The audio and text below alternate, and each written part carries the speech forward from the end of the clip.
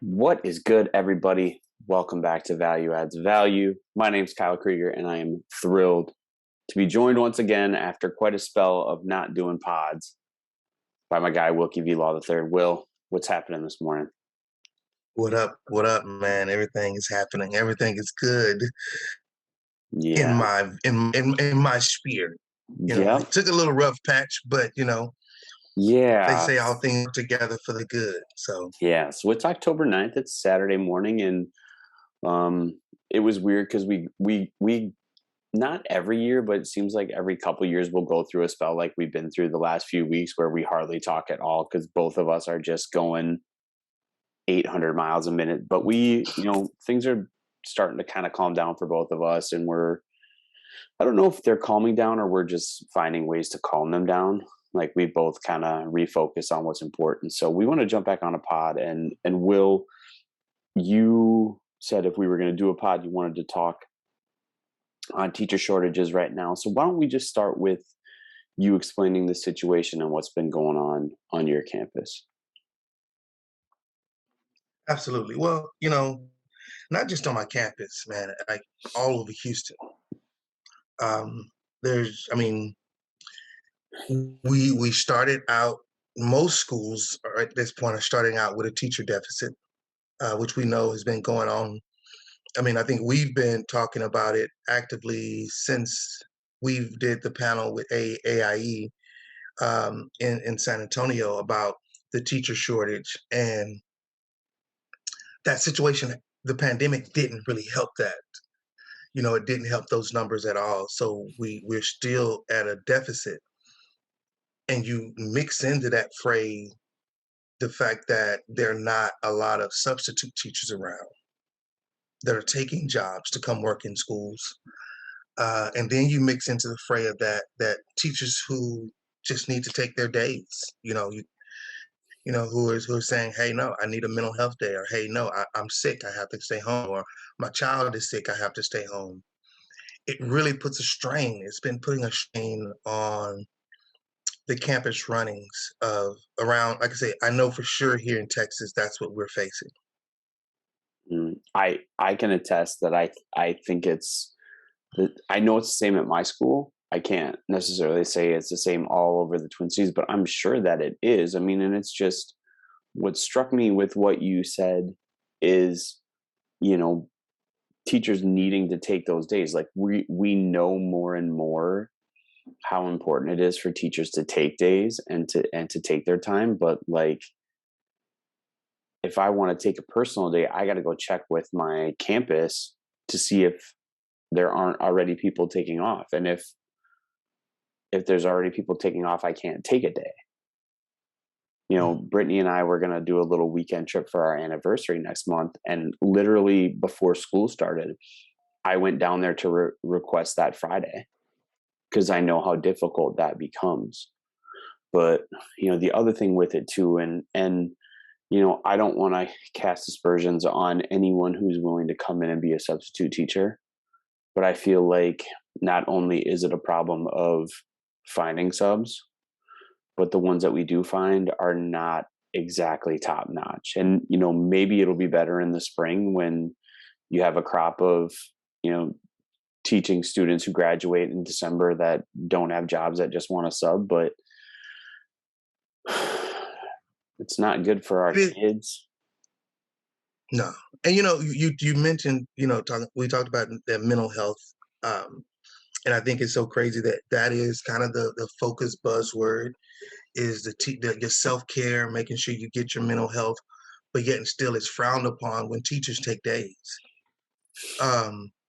And again, you know me, I'm not the one that wants to take mental health days. I'm not the one that wants to take days off. I love being in my classroom. No one else can do what I do when I walk in the door. But to kind of feel,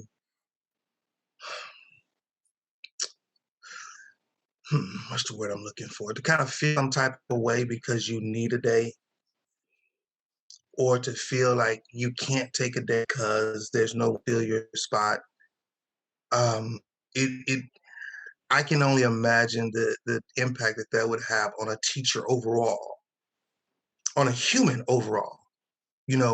We all want to feel needed, but we don't want to feel like you can't move on without me. Yeah, Um, and that's the thing with it too. And I'm just sitting thinking back to the early days of my career, even just situations like I felt pretty worn down the last few weeks, like really didn't feel great at all, but I powered through. And I'm just thinking back to those times early in my career when I powered through and I powered through and I powered through. And eventually what happens is the dam breaks and you wind up with a mhm, situation where you lose it on a kid totally mhm, unnecessarily. And that ripple effect makes the situation way, way, way, way, way worse. mhm, And for me, I I had a buddy when I first started teaching in Houston, and he was like, I take a personal day or a 6 day every 6 weeks. It doesn't matter what for, it doesn't matter, whether I really need it. He's just like, I just take one. And I remember thinking that was so dumb. Like, why would you take sick days? Like, why would you do that? But now I look at it and I'm like, you understand. Like, you have to let yourself come down. Like, you have to let that cortisol like drain from your body. You have to. And I remember you saying, when I took the year off, like how you watched me change as my stress level came down and I was coming down off of all those things. And when we have those situations for teachers, there aren't a lot of people that just take a year off and come back. They leave. And I think we wanted to get into the impact for teachers. So beyond that, what do you feel like the impact is on yourself of this situation of teacher shortage, and what do you think it is broadly across the teaching community? well, I mean, again, I'm not taking shots, and again, I do work for a district. I'm not gonna mention my district. If you know, you know. But I will say this, that I mean, it's gotten to the point to where there's so many teachers out, so few subs that we've actually started substituting classes ourselves during our conference periods.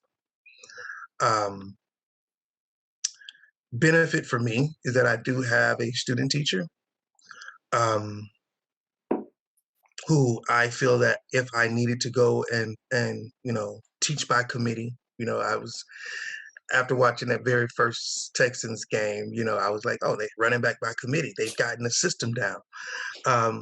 That's what I came back to school saying. I was like, so we're basically doing the same thing.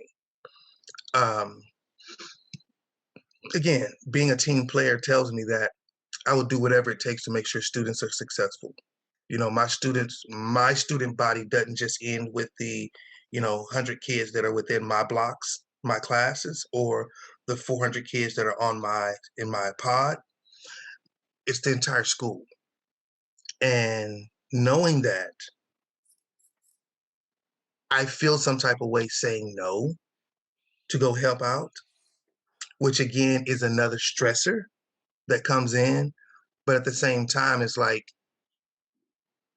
when it comes to, because this is my craft, this is what I do. I would I frown at the fact that we're being asked to do that. But at the same time, I understand that it's one of those necessary evils. What do you do?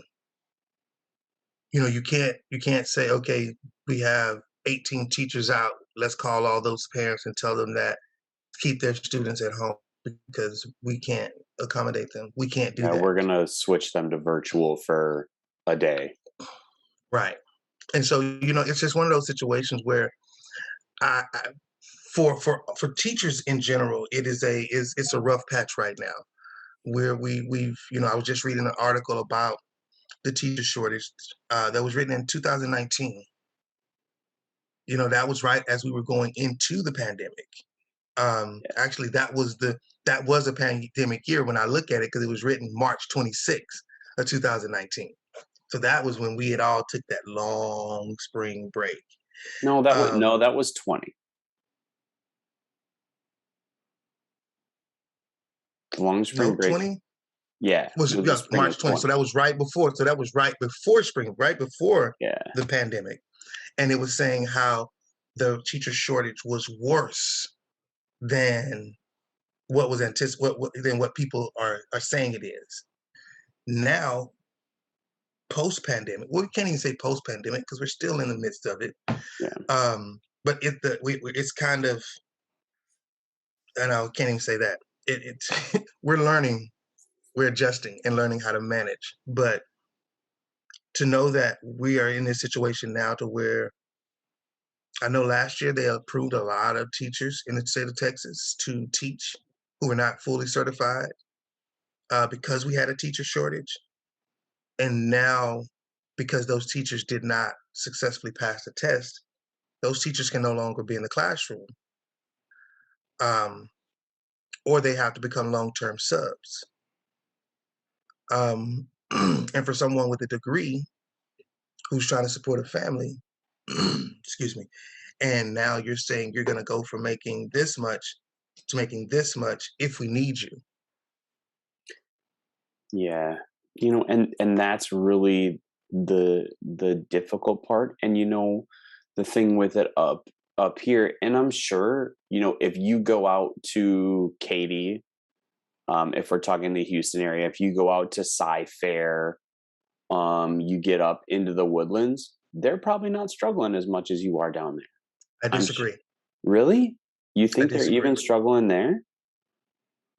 Because I know around the Twin Cities, like the affluent schools around the Twin Cities are not struggling at all to find teachers. But you're saying find schools, individual schools. I'm talking Yeah. about the system Oh, because yeah. Oh, again, for sure. that weightiness sits on it. I mean, granted, does certain districts have a lower turnover than others? Absolutely.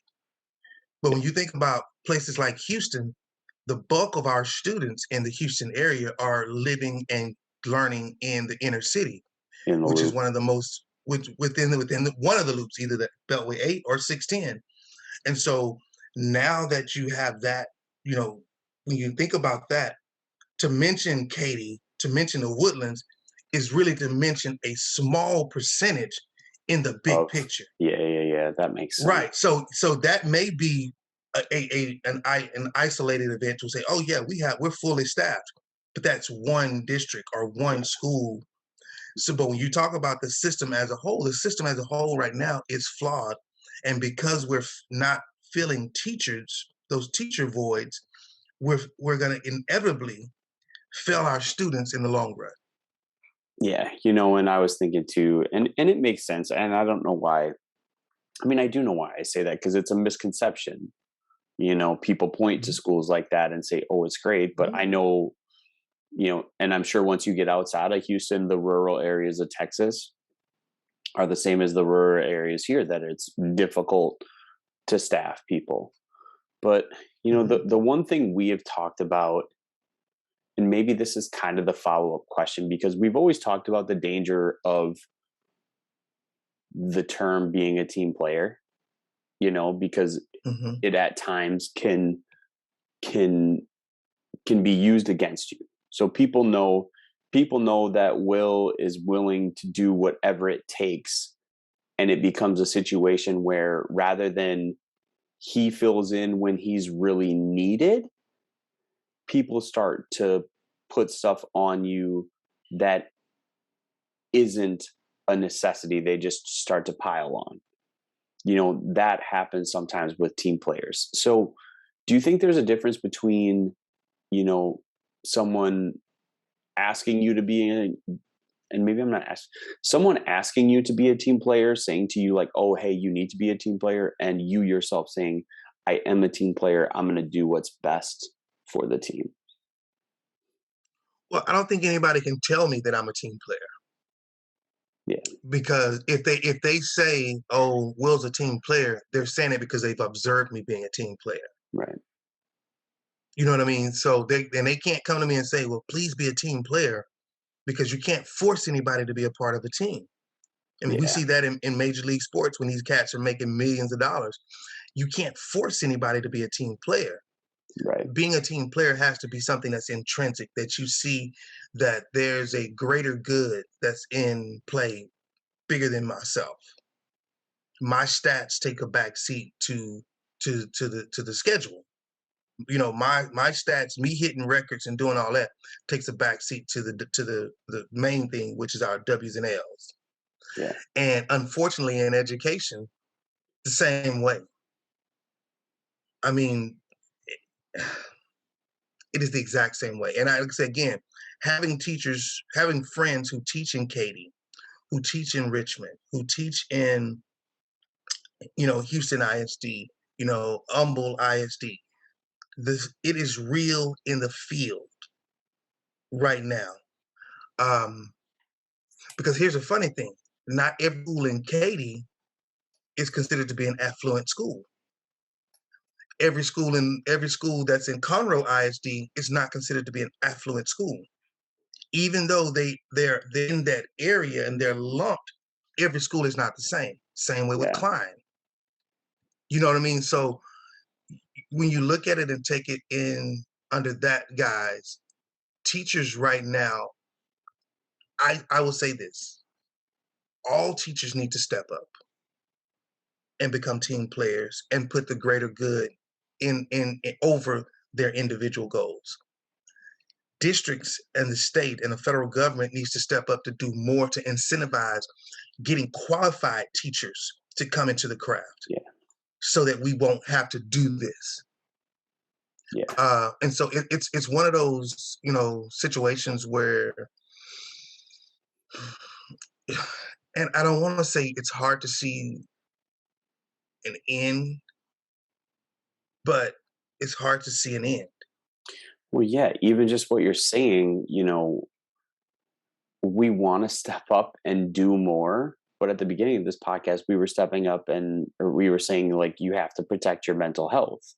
Mhm. And I think that's such a fine line to walk, is to step up and be a team player where you can, but knowing that at some point you have to be aware enough of yourself to say, like, I need to hit the pause button right now.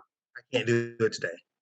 Right. Yeah, And that has to be okay. And you have to be okay yeah, with it. When I had to say no, when I had to say no about going and substituting a class, I had to think about the fact that my student teacher was about to be observed. I had to spend time with her to kind of make sure that she was good with the information, with the sequencing, with everything, with the activities. So I was not going to give up my conference to go and substitute for a class when I know that I have a priority here that needs to be met. And so I didn't have a problem saying no. And I had to say, look, I can't right now. This is and I gave the reason, even though I shouldn't have to, but I right. gave the reason just so that you can understand. I mean, again,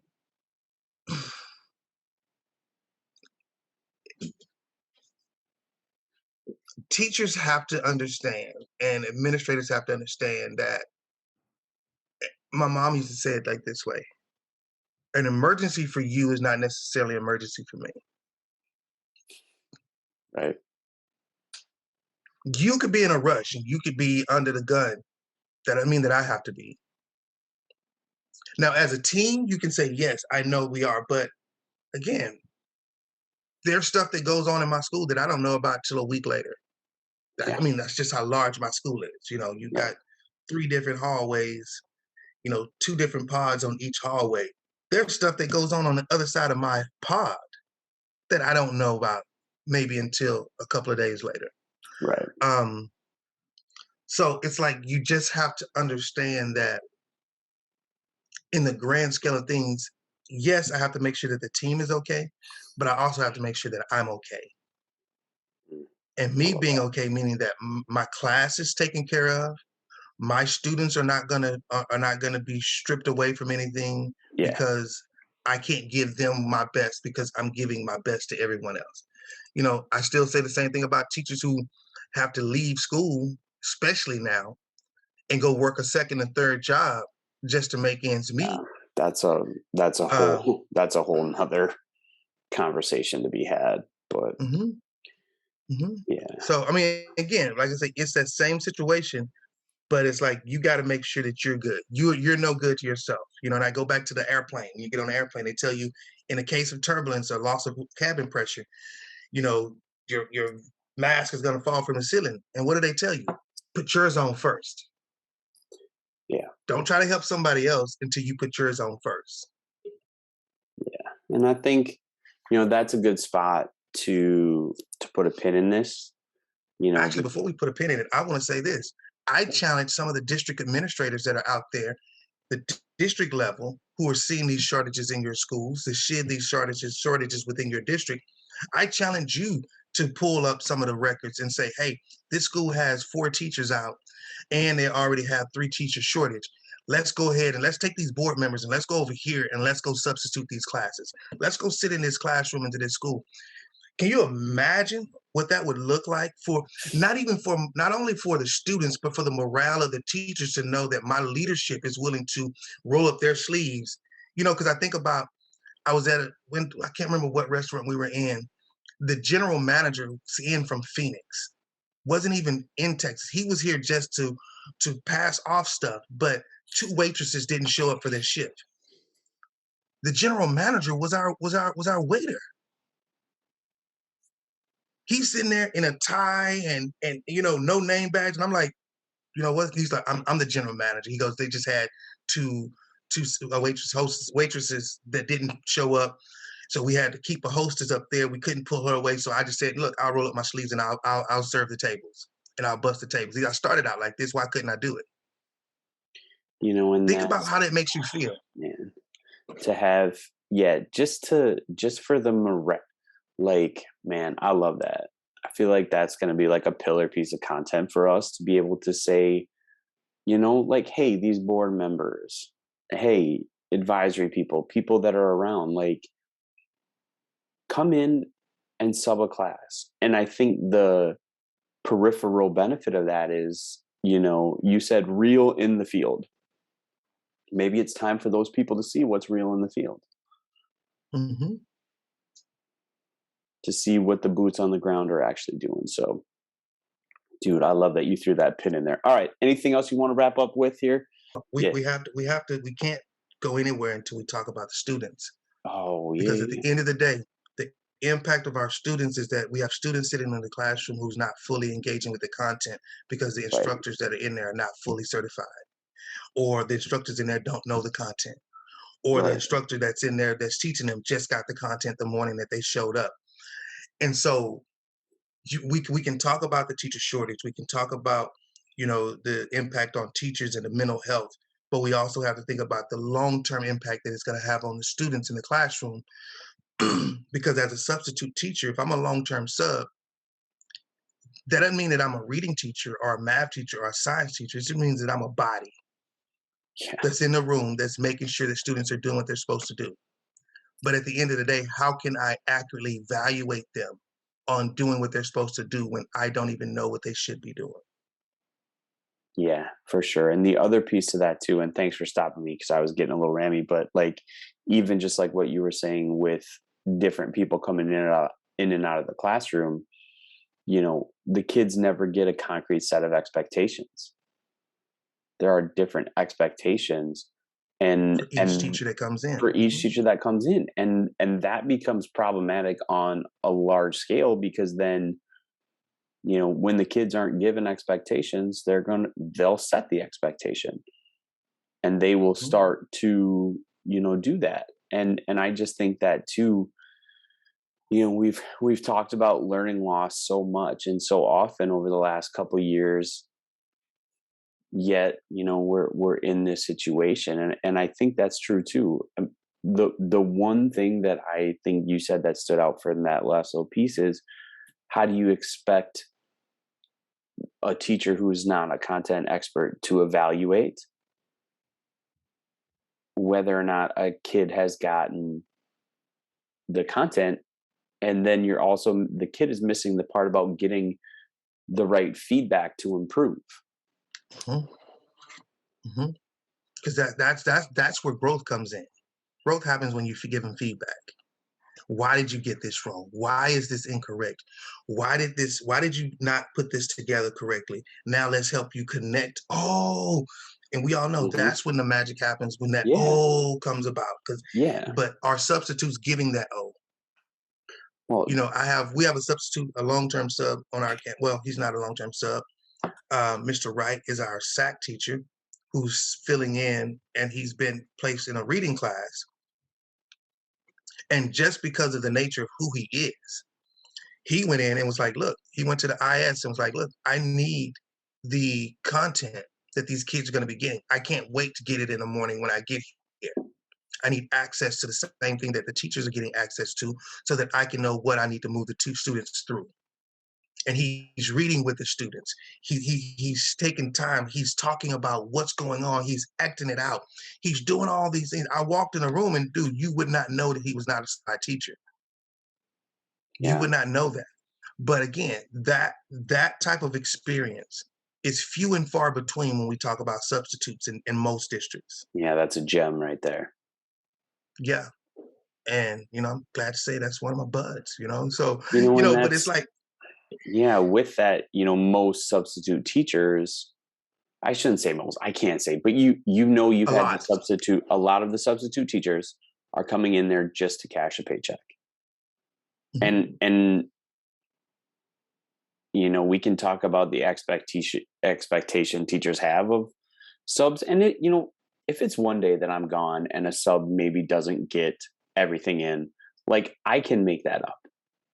But when you're having, teachers who have to quarantine, or teachers who are out for a week, or teachers, like one of my guys that I work with just, lost his grandpa, so he was out for 4 days. It's like in those situations, there has to be some degree of continuity. And Mhm. and I think it talks to the greater problem, but man, it's one of those things, and I think that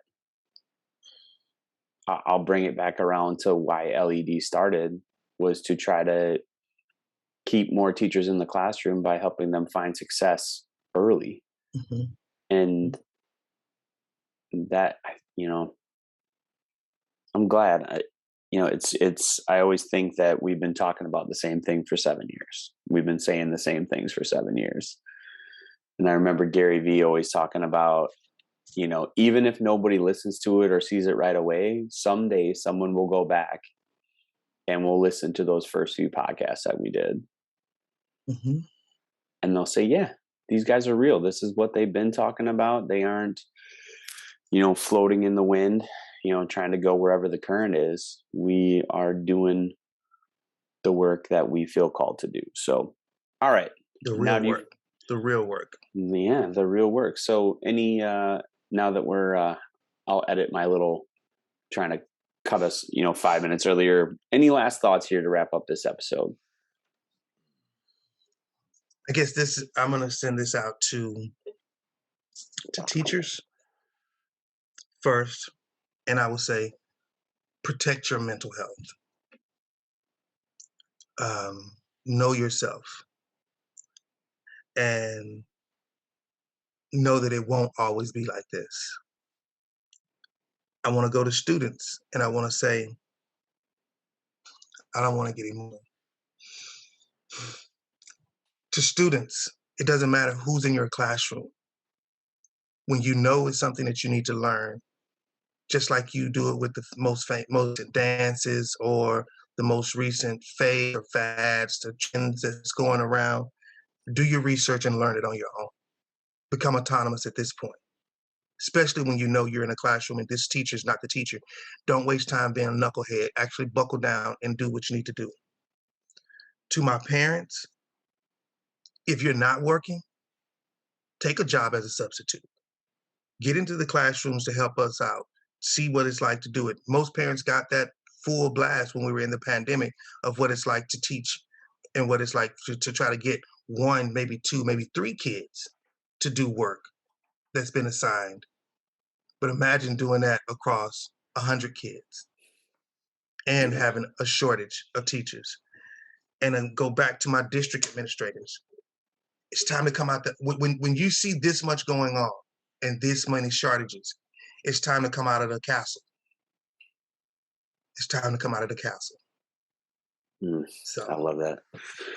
All right, fam. Well, we appreciate you checking in with this episode of Value Adds Value number 344. It's crazy to think we're at that point. And we are going to get back to our regularly scheduled podcasts. The program is going to change soon, and we'll explain that to you soon, but we're pumped about that. But all in all, we appreciate you listening. Check us out at Value Adds Value on YouTube, Facebook, Instagram, Medium. You can find us on Twitter.